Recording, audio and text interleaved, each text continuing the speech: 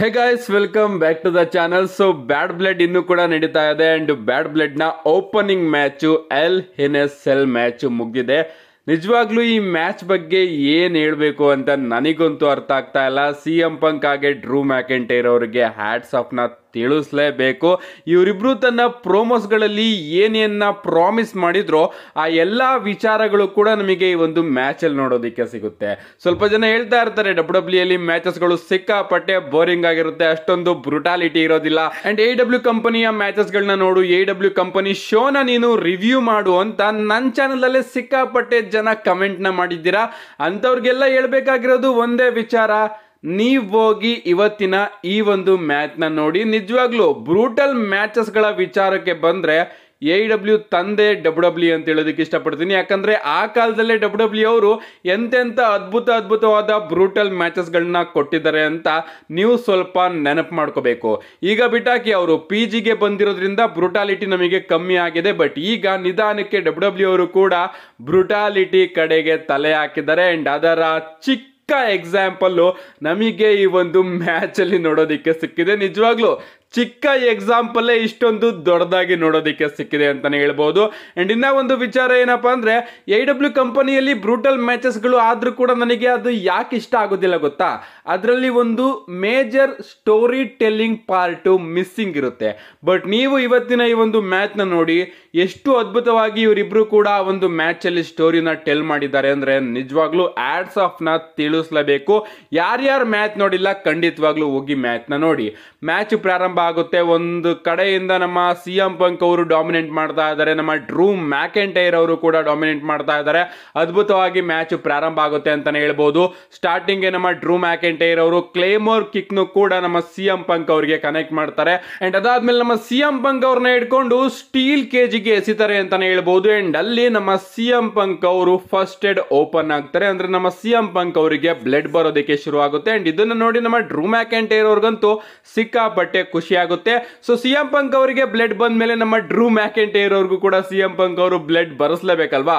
So ನಮ್ಮ Drew McIntyre ಅವರು tool box ನ ಎತ್ಕೋತಾರೆ ಅಂತಾನೆ ಹೇಳ್ಬೋದು, ಆಸ್ ಎ ವೆಪನ್ ಅಟ್ಯಾಕ್ ಮಾಡೋದಕ್ಕೆ. ಬಟ್ ಅದೇ ಒಂದು ಟೂಲ್ ಬಾಕ್ಸ್ ಇಂದ ಡ್ರೂ ಮ್ಯಾಕೆಂಟೈರ್ ಅವರಿಗೆ ಅಟ್ಯಾಕ್ ಮಾಡಿ ಡ್ರೂ ಮ್ಯಾಕೆಂಟೈರ್ ಅವ್ರಿಗೂ ಕೂಡ CM ಪಂಕ್ ಅವರು ರಕ್ತಪಡಿಸ್ತಾರೆ. ಸಿಕ್ಕಾಪಟ್ಟೆ ಬ್ರುಟಾಲಿಟಿ ನಮಗೆ ಒಂದು ಮ್ಯಾಚ್ ಅಲ್ಲಿ ನೋಡೋದಕ್ಕೆ ಸಿಗುತ್ತೆ. ಸ್ಟೀಲ್ ಸ್ಟೆಪ್ಸ್ ಗಳ ಯೂಸ್, ಸ್ಟೀಲ್ ಚೇರ್ಸ್ ಗಳ ಯೂಸ್ ಆಗಿರ್ಬೋದು, ಚೈನ್ಸ್ ಗಳ ಯೂಸ್ ಆಗಿರ್ಬೋದು, ರಿಂಚ್, ಸ್ಪ್ಯಾನರ್ ಎಲ್ಲದರ ಯೂಸ್ ನಮಗೆ ಇಲ್ಲಿ ನೋಡೋದಕ್ಕೆ ಸಿಗುತ್ತೆ. ಮತ್ತೊಂದ್ಸತಿ ಅವರು ಕ್ಲೇಮೋರ್ ಕಿಕ್ ನ ಹಾಕ್ತಾರೆ. ಬಟ್ ನಮ್ಮ CM ಪಂಕ್ ಅವರು ಕಿಕ್ ಔಟ್ ಮಾಡ್ತಾ ಇದ್ದಾರೆ. ನಮ್ಮ CM ಪಂಕ್ ಅವರ ಕಡೆಯಿಂದ GTS ನು ಕೂಡ ಕನೆಕ್ಟ್ ಮಾಡ್ತಾ ಇದ್ದಾರೆ. ಬಟ್ ನಮ್ಮ ಡ್ರೂ ಮ್ಯಾಕೆಂಟೈರ್ ಅವರು ಕಿಕ್ಔಟ್ ಮಾಡ್ತಾ ಇದ್ದಾರೆ. ನಿಜವಾಗ್ಲೂ ಕೂಡ ಯಾರು ಸೋಲನ್ನ ಒಪ್ಕೊಳ್ಳೋ ರೇಂಜ್ಗೆ ಇರಲಿಲ್ಲ ಅಂತಾನೆ ಹೇಳ್ಬೋದು. ಅಂಡ್ ಈ ಒಂದು ಮ್ಯಾಚ್ ಅಲ್ಲಿ ಬ್ಲಡ್ ಗುರು ಯಾವ ರೀತಿ ತೋರಿಸಿದ್ದಾರೆ ಬ್ಲಡ್ ನ ಅಂದ್ರೆ ನನಗೆ ನಿಜವಾಗ್ಲೂ ನಾನು WWE ನ ನೋಡ್ತಾ ಇದ್ದೀನ. ಎಷ್ಟು ಕಾಲ ಆಗಿತ್ತು ಈ ರೀತಿ ಒಂದು ಮೂಮೆಂಟ್ ನ ಮಿಸ್ ಮಾಡ್ಕೊಂಡು, ಎಷ್ಟು ಟೈಮ್ ಆಗಿತ್ತು ಈ ರೀತಿ ಬ್ರುಟಾಲಿಟಿನ WWE ಮ್ಯಾಚಸ್ ಗಳಲ್ಲಿ ಮಿಸ್ ಮಾಡ್ಕೊಂಡು ಅಂತ ಅನಿಸ್ಬಿಡ್ತು. ನಿಜವಾಗ್ಲೂ ಸಖತ್ ಆಗಿತ್ತು. ಇದಾದ್ಮೇಲೆ ಒಂದು ಟೈಮ್ ಅಲ್ಲಿ ನಮ್ಮ CM ಪಂಕ್ ಅವರು ಶಾರ್ಪ್ ಶೂಟರ್ ನು ಕೂಡ ಕನೆಕ್ಟ್ ಮಾಡ್ತಾರೆ ಡ್ರೂ ಮ್ಯಾಕೆಂಟೈರ್ ಅವರಿಗೆ. ಬಟ್ ನಮ್ಮ ಡ್ರೂ ಮ್ಯಾಕೆಂಟೈರ್ ಅವರು ಆ ಒಂದು ಲಾಕ್ ಇಂದ ತಪ್ಪಿಸ್ಕೊಳ್ಳೋದಕ್ಕೆ ರಿಂಚ್ ಅಲ್ಲಿ ನಮ್ಮ CM ಪಂಕ್ ಅವರ ಮೇಲೆ ಅಟ್ಯಾಕ್ ಮಾಡಿ ತಪ್ಪಿಸ್ಕೊತಾರೆ ಅಂತಾನೆ ಹೇಳ್ಬೋದು. ಅಂಡ್ ಅದಾದ್ಮೇಲೆ ಒಂದು ಕ್ಲೇಮರ್ ಬರುತ್ತೆ. ಬಟ್ ನಮ್ಮ CM ಪಂಕ್ ಅವರು ಕಿಕ್ಔಟ್ ಮಾಡ್ತಾರೆ. ಇದಾದ್ಮೇಲೆ ಸ್ಟೀಲ್ ಸ್ಟೆಪ್ ಮೇಲ್ಗಡೆ ಒಂದು ಸ್ಲಾಮ್ ನ ಕೂಡ ಕನೆಕ್ಟ್ ಮಾಡ್ತಾರೆ ಡ್ರೂ ಮ್ಯಾಕೆಂಟೈರ್ ಅವರು. ಬಟ್ ಆಗ್ಲೂ ಕೂಡ ನಮ್ಮ CM ಪಂಕ್ ಅವರು ಕಿಕ್ಔಟ್ ಮಾಡ್ತಾರೆ. ಅಂಡ್ ಇದಾದ್ಮೇಲೆ ನಮ್ಮ CM ಪಂಕ್ ಅವರು ಡ್ರೂ ಮ್ಯಾಕೆಂಟೈರ್ ಅವರಿಗೆ ಒಂದು ಕ್ರಾಸ್ ಫೇಸ್ ಲಾಕ್ ನ ಹಾಕ್ತಾರೆ ಅಂತಾನೆ ಹೇಳ್ಬೋದು. ಅಂಡ್ ಈ ಒಂದು ಟೈಮ್ ಅಲ್ಲೂ ಕೂಡ ನಮ್ಮ ಡ್ರೂ ಮ್ಯಾಕೆಂಟೈರ್ ಅವರು ರಿಂಚ್ ನ ತಗೊಂಡು CM ಪಂಕ್ ಅವರಿಗೆ ಅಟ್ಯಾಕ್ ಮಾಡೋದಕ್ಕೆ ಹೋದಾಗ ನಮ್ಮ CM ಪಂಕ್ ಅವರು ಅದೇ ರಿಂಚ್ ನ ಕಿತ್ಕೊಂಡು ಡ್ರೂ ಮ್ಯಾಕೆಂಟೈರ್ ಅವರ ಫೇಸ್ ಗೆ ಅಟ್ಯಾಕ್ ಮಾಡ್ತಾರೆ ಅಂತಾನೆ ಹೇಳ್ಬೋದು. ಅಂಡ್ ಇಲ್ಲಿ ಮತ್ತೊಮ್ಮೆ ನಮ್ಮ ಡ್ರೂ ಮ್ಯಾಕೆಂಟೈರ್ ಅವರಿಗೆ ಬ್ಲೀಡಿಂಗ್ ಶುರು ಆಗುತ್ತೆ. ಲಿಟರಲಿ ಸಿಕ್ಕಾಪಟ್ಟೆ ಬ್ಲೀಡಿಂಗ್ ನ WWE ಅವರು ಈ ಒಂದು ಮ್ಯಾಚ್ ಅಲ್ಲಿ ತೋರಿಸಿದ್ರು ಅಂತಾನೆ ಹೇಳ್ಬೋದು. ಇದಾದ್ಮೇಲೆ ನಮ್ಮ CM ಪಂಕ್ ಅವರು ಎದ್ ನಿಂತು ಆ ಒಂದು ರಿಂಚ್ ಸ್ಪ್ಯಾನರ್ ಅಲ್ಲಿ ಡ್ರೂ ಮ್ಯಾಕೆಂಟೈರ್ ಅವರಿಗೆ ಅಟ್ಯಾಕ್ ಮಾಡೋದಕ್ಕೆ ಹೋಗ್ತಾರೆ. ಲಿಟರಲಿ ನಮ್ಮ ಡ್ರೂ ಮ್ಯಾಕೆಂಟೈರ್ ಅವರು ಬೇಡ್ಕೋತಾ ಇರ್ತಾರೆ, ಬೇಡ ಅಟ್ಯಾಕ್ ಮಾಡಬೇಡ ಅಂತ. ಅಂಡ್ ನಮ್ಮ CM ಪಂಕ್ ಅವರು ಹೇಳ್ತಾರೆ, ನೀನ್ ನನಗೆ ರಕ್ತ ಬರ್ಸಿದ್ಯಾ ಅಂತ. ಅಂಡ್ ಆಗ ನಮ್ಮ ಡ್ರೂ ಮ್ಯಾಕೆಂಟೈರ್ ಅವರು ನೀನು ಕೂಡ ನನಗೆ ರಕ್ತ ಬರ್ಸಿದ್ಯಾ ನೋಡು ಅಂತ ತನ್ನ ಫೇಸ್ ನ ತೋರಿಸ್ತಾ ಇರ್ತಾರೆ. ಅಂಡ್ ಆದ್ರೂ ಕೂಡ ಬಿಡದಲ್ಲೇ ನಮ್ಮ CM ಪಂಕ್ ಅವರು ಡ್ರೂ ಮ್ಯಾಕೆಂಟೈರ್ ಅವರಿಗೆ ಅಟ್ಯಾಕ್ ಮಾಡೋದಕ್ಕೆ ಹೋದಾಗ ಅದನ್ನ ತಪ್ಪಿಸ್ಕೊಂಡು ನಮ್ಮ ಡ್ರೂ ಮ್ಯಾಕೆಂಟೈರ್ ಅವರು ಒಂದು ಲೋ ಬ್ಲೋನ ಕನೆಕ್ಟ್ ಮಾಡ್ತಾರೆ.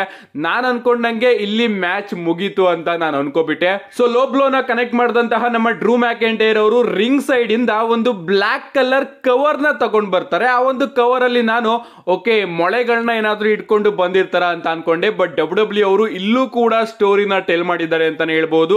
ಆ ಒಂದು ಕವರ್ ಅಲ್ಲಿ ನಮಗೆ CM ಪಂಕ್ ಅವರ ಬ್ರಾಸ್ಲೈಟ್ ನ ಮಣಿಗಳು ನೋಡೋದಕ್ಕೆ ಸಿಗುತ್ತೆ. ಆ ಮಣಿನೆಲ್ಲದನ್ನು ಕೂಡ CM ಪಂಕ್ ಅವರ ಮೇಲೆ ಸುರಿದು ಒಂದು ಕ್ಲೇಮೋರ್ ಕಿಕ್ ನ ಕನೆಕ್ಟ್ ಮಾಡೋದಕ್ಕೆ ಹೋಗ್ತಾರೆ. ಬಟ್ ನಮ್ಮ CM ಪಂಕ್ ಅವರು ಅದರಿಂದ ತಪ್ಪಿಸ್ಕೋತಾರೆ ಅಂತಾನೆ ಹೇಳ್ಬೋದು.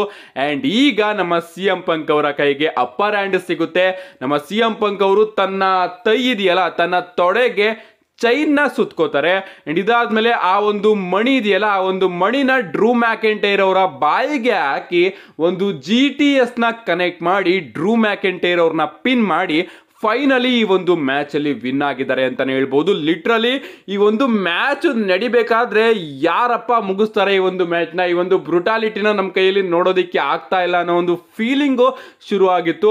ಮ್ಯಾಟ್ ಮೇಲೆ ಪೂರ್ತಿ ರಕ್ತ ಆಗಿತ್ತು ಅಂತಾನೆ ಹೇಳ್ಬೋದು. ಹೋಗಿ ನೋಡಿ ಈ ಒಂದು ಮ್ಯಾಚ್ ನ ನೀವು, ಮತ್ತೆ ರಿಪೀಟ್ ಟೆಲಿಕಾಸ್ಟ್ ಆಗುತ್ತೆ 9:30 ಅಂತ ಅನ್ಕೋತೀನಿ. ಆಗ ಹೋಗಿ ನೋಡಿ, ಖಂಡಿತವಾಗ್ಲೂ ನಿಮಗೆ ಈ ಒಂದು ಮ್ಯಾಚ್ ಸಿಕ್ಕಾಪಟ್ಟೆ ಇಷ್ಟ ಆಗುತ್ತೆ. ಮ್ಯಾಚ್ ನ ನಮ್ಮ CM ಪಂಕ್ ಅವರು ಗೆದ್ದಾದ್ಮೇಲೆ ಹೆಲ್ ಇನ್ ಎ ಸೆಲ್ ಇಂದ ಹೊರಗಡೆ ಬರ್ತಾರೆ ಅಂತಾನೆ ಹೇಳ್ಬಹುದು. ನಿಜವಾಗ್ಲೂ ಇಬ್ರು ಕೈಯಲ್ಲಿ ನಿಂತ್ಕೊಳ್ಳೋದಕ್ಕೂ ಕೂಡ ಆಗ್ತಾ ಇರಲ್ಲ, ಆ ರೀತಿ ಇವರಿಬ್ರು ಕೂಡ ಒಂದು ಬ್ರೂಟಲ್ ಮ್ಯಾಚ್ ನ ಕೊಟ್ಟಿರ್ತಾರೆ ಅಂತಾನೆ ಹೇಳ್ಬಹುದು. ನಮ್ಮ CM ಪಂಕ್ ಅವರು ಹೆಲ್ ಇನ್ ಎ ಸೆಲ್ ಇಂದ ಸ್ಟೇಜ್ ಹತ್ರ ನಡ್ಕೊಂಡು ಹೋಗ್ಬೇಕಾದ್ರೆ ಹಂಗೆ ಬಿದ್ದೋಗ್ಬಿಡ್ತಾರೆ. ಅಂಡ್ ಅದಾದ್ಮೇಲೆ ಡಾಕ್ಟರ್ಸ್ ಗಳೆಲ್ಲ ಬಂದ್ಬಿಟ್ಟು ನಮ್ಮ CM ಪಂಕ್ ಅವರಿಗೆ ಆಕ್ಸಿಜನ್ ಕೂಡ ಕೊಡ್ತಾ ಇರ್ತಾರೆ ಅಂತಾನೆ ಹೇಳ್ಬಹುದು.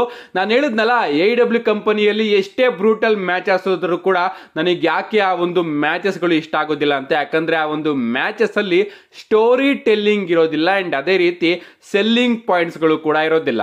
ನೀವು ಇಲ್ಲಿ ಉದಾಹರಣೆನ ತಗೋಬಹುದು. ನಮ್ಮ CM ಪಂಕ್ ಹಾಗೆ ಡ್ರೂ ಮ್ಯಾಕೆಂಟೈರ್ ಅವರು ಮ್ಯಾಚ್ ನ ಕಂಪ್ಲೀಟ್ ಮಾಡಾದ್ಮೇಲೆ ನಮ್ಮ CM ಪಂಕ್ ಅವರು ಅದನ್ನ ಸೆಲ್ ಮಾಡಿದ್ರು, ಅವರು ಬಿದೋದ್ರು. ಅಂಡ್ ಅದೇ ರೀತಿ ಡಾಕ್ಟರ್ಸ್ ಗಳು ಕೂಡ ಬಂದ್ಬಿಟ್ಟು ಅವರಿಗೆ ಆಕ್ಸಿಜನ್ ಕೂಡ ಕೊಟ್ರು. ನಮ್ಮ ಡ್ರೂ ಮ್ಯಾಕೆಂಟೈರ್ ಅವ್ರಿಗೂ ಕೂಡ ನಿಲ್ಲೋದಕ್ಕೆ ಆಗ್ತಿರ್ಲಿಲ್ಲ, ನಮ್ಮ CM ಪಂಕ್ ಅವ್ರಿಗೂ ಕೂಡ ನಿಲ್ಲೋದಕ್ಕೆ ಆಗ್ತಿರ್ಲಿಲ್ಲ. ಬಟ್ ಇದೇ ನಾವು AEW ಕಂಪನಿಯಲ್ಲಿ ಏನಾದ್ರೂ ಆಗಿದ್ರೆ ಅವನು ಎಷ್ಟೇ ಬ್ರೂಟಲ್ ಮ್ಯಾಚ್ ನ ಕೊಟ್ಟರು ಕೂಡ ಅವನು ಚೆನ್ನಾಗಿ ನಡ್ಕೊಂಡು ಹೋಗೋನು. ಅಂಡ್ ನಾಳೆನೆ ರಿಂಗ್ ಮೇಲ್ಗಡೆ ಬಂದ್ಬಿಟ್ಟು ಡ್ಯಾನ್ಸ್ ಕೂಡ ಮಾಡೋನು, ಆ ರೀತಿ AEW ಕಂಪನಿ. ಬಟ್ ಇಲ್ಲಿ guys, match quality, match brutality, match ಅಲ್ಲಿ ಸ್ಟೆಲ್ ಮಾಡಿದಂತಹ ಸ್ಟೋರಿ, ಮ್ಯಾಚ್ ಮುಗಿದ್ಮೇಲೆ ಇವರಿಬ್ರು ಸೆಲ್ ಮಾಡಿದಂತಹ ರೀತಿ ಎಲ್ಲದೂ ಕೂಡ ಟಾಪ್ ಮ್ಯಾಚ್ ಆಗಿತ್ತು. ಸೊ ಈ ಒಂದು ಮ್ಯಾಚ್ ನ WWE ಅವರು ಮೈನ್ ಇವೆಂಟ್ ಗೆ ಹಿಡ್ದಲೆ ಶೋನ ಓಪನಿಂಗ್ ಅಲ್ಲೇ ಹಾಕಿದ್ದಾರೆ ಅಂದ್ರೆ ಬ್ಯಾಡ್ ಬ್ಲಡ್ ನ ಮೈನ್ ಇವೆಂಟ್ ಇನ್ನು ಎಷ್ಟು ಅದ್ಭುತವಾಗಿರ್ಬೋದು. ಸ್ವಲ್ಪ ಇಮ್ಯಾಜಿನೇಷನ್ ಮಾಡಿಕೊಂಡು ನೋಡಿ. ನಮ್ಮ ಟ್ರಿಪಲ್ ಎಚ್ ಅವರು ಕೂಡ ಏನೋ ಒಂದು ಬಿಗ್ ಅನೌನ್ಸ್ಮೆಂಟ್ ನ ಮಾಡ್ತಾರಂತೆ. ಲಿಟ್ರಲಿ ಗೈಸ್, ಬ್ಯಾಡ್ ಬ್ಲಡ್ ಮಾತ್ರ ಈಗಾಗಲೇ 5 ಸ್ಟಾರ್ ಕ್ಲಾಸಿಕ್ ಇವೆಂಟ್ ಆಗೋಗಿದೆ. ಸೊ ಸಿಗ್ತೀನಿ ಮುಂದೆ ರಿವ್ಯೂ ವಿಡಿಯೋದಲ್ಲಿ.